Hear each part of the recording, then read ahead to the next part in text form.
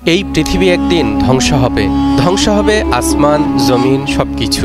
ইসলামের সেদিনের নাম দেয়া হয়েছে কিয়ামত। তবে এই কিয়ামত কিন্তু একদিন হুট করে সংঘটিত হবে না, বরং এর আগে ছোট বড় বিভিন্ন আলামত প্রকাশ পাবে, যেগুলো সম্পর্কে বিস্তারিত তথ্য শেষ নবী হযরত মুহাম্মদ সাল্লাল্লাহু আলাইহি ওয়াসাল্লাম বহু হাদিসের মাধ্যমে তার উম্মতদেরকে জানিয়ে গেছেন।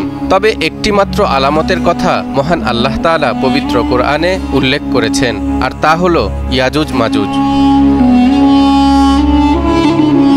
ইয়াজুজ মাজুজের দল বের হওয়া কিয়ামতের একটি অন্যতম বড় আলামত। কিয়ামতের ঠিক আগ মুহূর্তে যে সময় হযরত ঈসা আলাইহিস সালাম পৃথিবীতে পুনরায় আগমন করবেন, সে সময় এরা পৃথিবীতে বিপর্যয় ও মহাফিতনার সৃষ্টি করবে।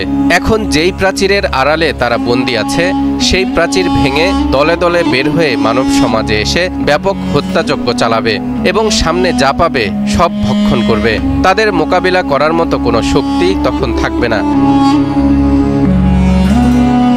দর্শক, একটু আগেই বলছিলাম একটি প্রাচীরের আড়ালে তারা বন্দী আছে। প্রাচীরটি নির্মাণ করেছিলেন জুলকারনাইন নামের একজন ন্যায়পরায়ণ মুসলিম বাদশাহ। মহান আল্লাহ তাআলা তাকে পৃথিবীর পশ্চিম থেকে পূর্ব প্রান্ত পর্যন্ত রাজত্ব দান করেছিলেন এবং তিনি প্রায়ই তার বিশাল রাজ্য ও রাজ্যের জনগণের খোঁজ খবর নিতে সফরে বের হতেন। জুলকারনাইনের এই সফর ও ইয়াজুজ মাজুজের ঘটনা বর্ণিত হয়েছে কোরআনুল কারীমের সূরা আল কাহফের 93 থেকে 99 নম্বর আয়াতের মাঝখানে, এবং এ সম্পর্কিত একটি ভবিষ্যৎবাণী তুলে ধরা হয়েছে সূরা আল আম্বিয়ার 96 নম্বর আয়াতে। এরশাদ হচ্ছে, حتى إذا بلغ بين السدين وجد من دونهما قوما لا يكادون يفقهون قولا قالوا يا ذا القرنين إن يأجوج ومأجوج مفسدون في الأرض فهل نجعل لك خرجا على أن تجعل بيننا وبينهم سدا قال ما مكني فيه ربي خير فأعينوني بقوة أجعل بينكم وبينهم ردما آتوني زبر الحديد حتى إذا ساوى بين الصدفين قال انفخوا حتى إذا جعله نارا قال آتوني أفرغ عليه قطرا فما استطاعوا أن يظهروه وما استطاعوا له نقبا।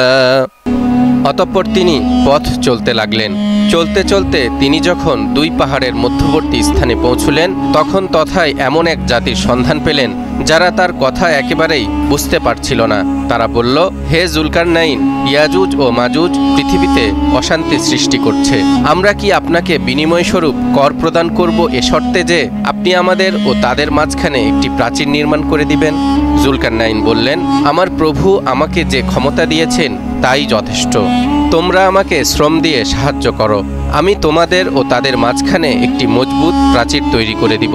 তোমরা লোহার পাত নিয়ে আসো। অতঃপর যখন দুই পাহাড়ের মধ্যবর্তী ফাঁকা স্থান পূর্ণ হয়ে লৌহ স্তূপ দুই পর্বতের সমান হলো, তখন জুলকারনাইন বললেন, তোমরা ফু দিয়ে আগুন জ্বালাও। যখন ওটা আগুনে পরিণত হলো, তখন তিনি বললেন, তোমরা গলিত তামা আনয়ন করো, ওটা আগুনের উপরে ঢেলে দিই। এভাবে প্রাচীর নির্মাণ সম্পন্ন হওয়ার পর ইয়াজুজ ও মাজুজ তা অতিক্রম করতে পারল না এবং তা ছিদ্র করতেও সক্ষম হলো না। মুফাসসিরগণ লিখেছেন, এই প্রাচীর যদিও অত্যন্ত মজবুত করে বানানো হয়েছে, যার উপর চড়ে কিংবা সেই দেয়াল ছিদ্র করে বাইরে বেরিয়ে আসা ইয়াজুজ মাজুজের পক্ষে সম্ভব নয়। তবুও আল্লাহর প্রতিশ্রুতি যখন এসে যাবে, তখন তিনি সেই প্রাচীরকে চূর্ণ বিচূর্ণ করে মাটি বরাবর করে ফেলবেন। এরশাদ হচ্ছে, قال هذا رحمة من ربي فإذا جاء وعد ربي جعله دكا وكان وعد ربي حقا وتركنا بعضهم يومئذ يموج في بعض ونفخ في الصور فجمعناهم جمعا জুলকারনাইন বললেন, এটা আমার প্রভুর অনুগ্রহ। যখন আমার প্রভুর ওয়াদা পূরণের সময় নিকটবর্তী হবে তখন তিনি প্রাচীরকে ভেঙে চুরমার করে মাটির সাথে মিশিয়ে দিবেন। আমার প্রতিপালকের ওয়াদা অবশ্যই বাস্তবায়িত হবে। সেদিন আমি তাদেরকে ছেড়ে দেব দলের পর দলে সাগরের ঢেউয়ের আকারে, এবং সিংগায় ফুৎকার দেয়া হবে। অতঃপর আমি তাদের সকলকেই একত্রিত করব। তবে রাসূলুল্লাহ সাল্লাল্লাহু আলাইহি ওয়াসাল্লাম বলেছেন, ইয়াজুজ মাজুজ প্রতিদিন জুলকারনাইনের দেয়ালটি খুঁড়তে থাকে। খুঁড়তে খুঁড়তে তারা এই লৌহ প্রাচীরের প্রান্ত সীমার এত কাছাকাছি পৌঁছে যে অপর পাশের আলো দেখা যায়। কিন্তু তারা একথা বলে ফিরে যায়, বাকি অংশটুকু আগামীকাল খুঁড়ব। কিন্তু আল্লাহ তাআলা প্রাচীরটিকে আবার আগের মতো মজবুত অবস্থায় ফিরিয়ে নেন। পরের দিন ইয়াজুজ মাজুজ প্রাচীর খননে নতুনভাবে আত্মনিয়োগ করে, আর এভাবে চলতেই থাকবে যতদিন আল্লাহ তাদেরকে সেখানে বন্দী করে রাখতে চাইবেন। যেদিন আল্লাহ তাদেরকে মুক্ত করার ইচ্ছা করবেন সেদিন ওরা খনন শেষে বলবে, আল্লাহ ইচ্ছা করলে আমরা আগামীকাল অবশিষ্ট অংশটুকু খুঁড়ে ওপারে চলে যাব। পরের দিন তারা প্রাচীরের অবশিষ্ট অংশকে তেমনি অবস্থায় পাবে এবং তারা সেটুকু খুঁড়েই প্রাচীর ভেদ করে ফেলবে। এরপরের ঘটনা বর্ণিত হয়েছে বিভিন্ন হাদিসে। এর মধ্যে সবচেয়ে বিস্তারিত ও বিশুদ্ধ হাদিস হচ্ছে হযরত নওয়াস ইবনে সামআন রাদিয়াল্লাহু তাআলা আনহু কর্তৃক বর্ণিত হাদিসটি। তিনি বলেন, এমতাবস্থায় আল্লাহ তাআলা ঘোষণা করবেন, আমি আমার বান্দাদের মধ্য থেকে এমন লোক বের করব যাদের মোকাবেলা করার শক্তি কারো নেই। কাজেই হে ঈসা, আপনি মুসলিমদের সমবেত করে তুর পর্বতে চলে যান। এরপর আল্লাহ তাআলা ইয়াজুজ মাজুজের রাস্তা খুলে দেবেন। তাদের দ্রুত চলার কারণে মনে হবে যেন উপর থেকে পিছলে নিচে এসে পড়ছে। তাদের প্রথম দলটি তাবারিয়া নামক নদী বা উপসাগরের কাছ দিয়ে যাওয়ার সময় তার পানি পান করবে। তার পানি পান করে এমন অবস্থা করে দেবে যে দ্বিতীয় দলটি এসে সেখানে কোনোদিন পানি ছিল একথা বিশ্বাস করতে পারবে না। হযরত ঈসা আলাইহিস সালাম ও তার সঙ্গীরা তুর পর্বতে আশ্রয় নেবেন। অন্যান্য মুসলিমরা নিজ নিজ দুর্গে ও নিরাপদ স্থানে আশ্রয় নেবে। পানাহারের বস্তু সামগ্রী সঙ্গে থাকবে, কিন্তু তাতে ঘাটতি দেখা দেবে।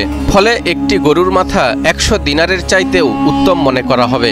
অবশেষে হযরত ঈসা আলাইহিস সালাম ও অন্যান্য মুসলিমরা কষ্ট লাঘবের জন্য আল্লাহর কাছে দোয়া করবেন। শেষ পর্যন্ত আল্লাহ তাআলা তাদের ঘাড়ে এক প্রকার কীট বা পোকা সৃষ্টি করবেন, যা মহামারী আকার ধারণ করলে ইয়াজুজ মাজুজ গোষ্ঠীর সকলেই প্রাণ হারাবে। এরপর হযরত ঈসা আলাইহিস সালাম সঙ্গীদেরকে নিয়ে তুর পর্বত থেকে নিচে নেমে এসে দেখবেন পৃথিবীতে তাদের মৃতদেহ থেকে অর্ধ হাত পরিমাণ স্থানও খালি নেই এবং মৃতদেহগুলো পচে দুর্গন্ধ ছড়িয়ে পড়েছে। এ অবস্থা দেখে পুনরায় হযরত ঈসা আলাইহিস সালাম ও তার সঙ্গীরা আল্লাহর দরবারে দোয়া করবেন। আল্লাহ তাআলা এ দোয়াও কবুল করবেন এবং বিরাট আকারের এক ঝাঁক পাখি প্রেরণ করবেন, যাদের ঘাড় হবে উটের ঘাড়ের মতো।